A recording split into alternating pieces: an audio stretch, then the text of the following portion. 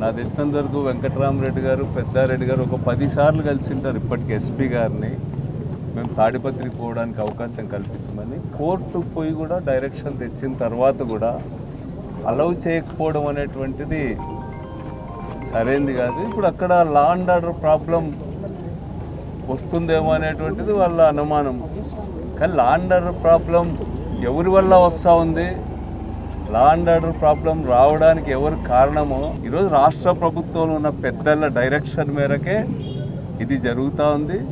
ఒక నియోజకవర్గానికి శాసనసభ్యునిగా పోటీ చేసిన వాళ్ళు పోకూడదని చెప్పి దేశంలో ఎక్కడైనా జరుగుతుందో ఒక్క ఉదాహరణ చెప్పమని అడుగుతా ఉన్నాం మేము. మీరు పోలీసులు ఎవరికి రక్షణ ఇస్తూ ఉన్నారు? ఏదో ప్రజాస్వామ్య పద్ధతుల్లో ఒక కార్యక్రమాన్ని చేస్తాం, పార్టీ కార్యక్రమాన్ని 175 నియోజకవర్గాల్లో జరిగే కార్యక్రమం ఇక్కడ కూడా చేస్తామంటే అది చేస్తామన్నందుకు అరెస్ట్ చేయడం అనేది ఏంది? ఇంటికి వెళ్ళి నిర్బంధంగా వాళ్ళని అరెస్ట్ చేసి తీసుకురావడం అనేటువంటిది ఏంది? మీరు కంట్రోల్ చేయాలి కదా. అసలు పోలీసుల మర్యాద ఏమవుతుందనేది చూడాలి కదా. పోలీసుల గురించి ప్రజలు ఏమనుకుంటున్నారో చూడాలి కదా. ఒక నియోజకవర్గానికి పోతామంటే ఆటంకపరచడం అనేటువంటి దుర్మార్గం. ఇప్పుడు ఎప్పుడో 1 ఇయర్ బ్యాక్ ఎలక్షన్స్ అప్పుడు చాలా నియోజకవర్గాల్లో ఘర్షణలు జరిగింటాయి. 1 ఇయర్ అయిపోయింది.